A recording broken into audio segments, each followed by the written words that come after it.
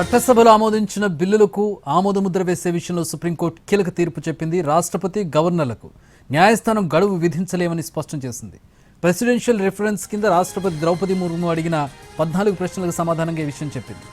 ఆమోదం వచ్చిన బిల్లుల విషయంలో రాష్ట్రపతి గవర్నర్లకు గడువు విధించడం తగదని సిజేఐ జస్టిస్ బిఆర్ గవాయ్ నేతృత్వంలోని రాజ్యాంగ ధర్మాసనం స్పష్టం చేసింది.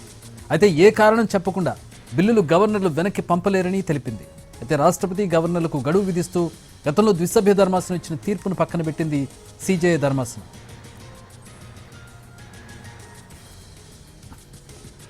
రాజ్యాంగపరంగా గవర్నర్కు 3 ఆప్షన్లు ఉంటాయని తెలిపింది సిజేఐ ధర్మాసనం. తమ వద్దకు వచ్చిన బిల్లులకు సమ్మతి తెలియజేయడం మొదటి ఆప్షన్, లేదా కారణం చెప్పి బిల్లును రిజర్వ్లో పెట్టడం, లేదా రాష్ట్రపతికి పంపడం చేయాలి. చివరి ఆప్షన్గా బిల్లును తిరస్కరించి అసెంబ్లీకి పంపాల్సి ఉంటుంది. ఈ 3 ఆప్షన్లలో ఏది ఎంచుకోవాలన్నది గవర్నర్ విచక్షణాధికారానికి సంబంధించిన అంశంగా స్పష్టం చేసింది. అయితే ఇందుకోసం న్యాయస్థానాలు గడువు విధించడం సబబు కాదని తెలిపింది. గవర్నర్ల విధుల నిర్వహణ వ్యవహారాల్లో కోర్టులు జోక్యం చేసుకోమని స్పష్టం చేసింది. కానీ కారణం లేకుండా దీర్ఘకాలంగా బిల్లులను పెండింగ్లో ఉంచిన సందర్భాల్లో కోర్టులు పరిమిత విచక్షణతో వ్యవహరించవచ్చని వివరించింది. రాష్ట్రపతి విషయంలోనూ ఇదే వర్తిస్తుందని స్పష్టం చేసింది సుప్రీంకోర్టు రాజ్యాంగ ధర్మాసనం.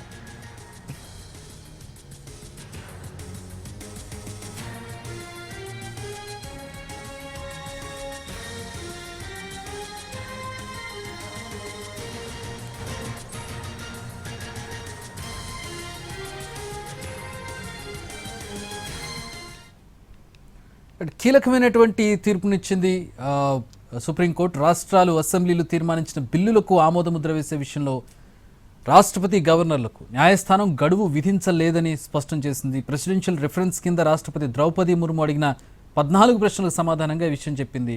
అయితే ఈ విషయానికి సంబంధించి ఎట్లాంటి వ్యాఖ్యలు చేసింది సుప్రీంకోర్టు సిజేఐ ధర్మాసనం, ఎట్లాంటి విచారణ జరిగింది, ఎట్లాంటి కీలక అంశాలు ఈ సందర్భంలో చర్చకు వచ్చాయనేది మా ప్రతినిధి రాజు జాయిన్ అవుతున్నారు సుప్రీంకోర్టు నుంచి.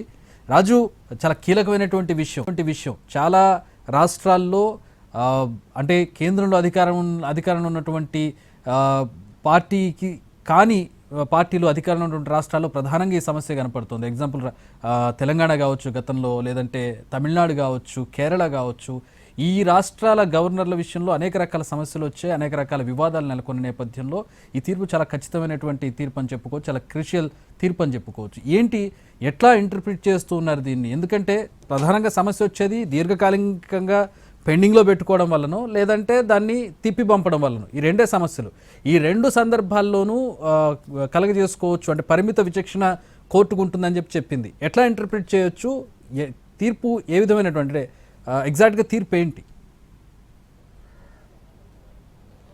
ఎస్ చక్రి, అసెంబ్లీలు ఎప్పుడైతే బిల్లులను గవర్నర్ వద్దకు పంపుతారో వాటి విషయంలో ఎటువంటి గడువును నిర్దేశించలేవు కోర్టులు అనే విషయాన్ని ఈరోజు సుప్రీంకోర్టు రాజ్యాంగ ధర్మాసనం స్పష్టం చేసింది. అంటే గవర్నర్లకు కానీ రాష్ట్రపతికి కానీ బిల్లుల ఆమోదం విషయంలో పలానా సమయంలోగానే వీటిని మీరు నిర్ణయం తీసుకున్నటువంటి విషయాన్ని కోర్టులు నిర్దేశించలేవనే విషయాన్ని స్పష్టం చేసింది ఈరోజు రాజ్యాంగ ధర్మాసనం. వాస్తవానికి ఎప్పుడైతే తమిళనాడులో, అంటే తమిళనాడు ప్రభుత్వం 10 బిల్లులను చట్టసభల్లో ఆమోదింపజేసి గవర్నర్ వద్దకు పంపిన తర్వాత గవర్నరు దీర్ఘకాలికంగా పెండింగ్లో పెడుతున్నారంటూ సుప్రీంకోర్టును ఆశ్రయించారు. సో గత మే నెలలో సుప్రీంకోర్టు ద్విసభ్య ధర్మాసనం ఒక కీలక తీర్పు ఇచ్చింది. అంటే 3 నెలల్లో గనక గవర్నర్ ఎటువంటి నిర్ణయం తీసుకోకపోతే అది ఆమోదించినట్టుగానే భావించాలి అంటూ స్పష్టం చేస్తూ సుప్రీంకోర్టు ధర్మాసనం తీర్పిచ్చింది. దాంతో తమిళనాడు ప్రభుత్వం 3 నెలలు దాటింది కాబట్టి ఈ 10 బిల్లులను చట్టం చేస్తున్నామంటూ గెజిట్ను కూడా విడుదల చేశాయి. సో ఆ విషయంలో రాష్ట్రపతి కలుగజేసుకొని వెంటనే సుప్రీంకోర్టును ఒక రిఫరెన్స్ అడిగింది. అంటే మొత్తం 14 ప్రశ్నలతో ఆ రిఫరెన్స్ కోరింది రాష్ట్రపతి ప్రత్యేకంగా సుప్రీంకోర్టును. అందులో ముఖ్యంగా చెప్పాలంటే, అంటే రాష్ట్రపతికి గవర్నర్కు ఉన్నటువంటి ఆర్టికల్ 200, 201లో ఉన్నటువంటి అధికారాల విషయంలో సుప్రీంకోర్టు కలుగజేసుకోవచ్చా అనేది ఒకటైతే, ప్రతి బిల్లు విషయంలోనూ ఒక గడువు అనేది సుప్రీంకోర్టు నిర్దేశించడానికి వీలుందా అనే విషయాన్ని కూడా ఇక్కడ అడగడం జరిగింది.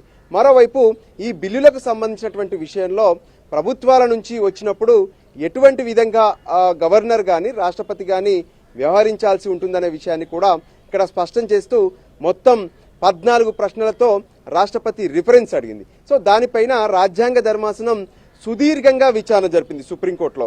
ముఖ్యంగా ఇక్కడ ఎన్డీఏతర రాష్ట్రాలు ఎన్డీఏ రాష్ట్రాలుగా మనం చూడొచ్చు. అంటే దేశంలో ఎక్కడైతే కేంద్రంలో అధికారంలో ఉన్నటువంటి పార్టీకి అనుకూలంగా ఉన్నటువంటి రాష్ట్రాలు ఏవైతే ఉన్నాయో వాళ్ళందరూ ఒక వాదనలు వినిపిస్తే, ఎన్డీఏతర రాష్ట్రాలుగా అంటే తమిళనాడు, తెలంగాణ, వెస్ట్ బెంగాల్, కేరళ ఇవన్నీ కూడా మరొక వాదన వినిపించినటువంటి పరిస్థితి కనిపించింది.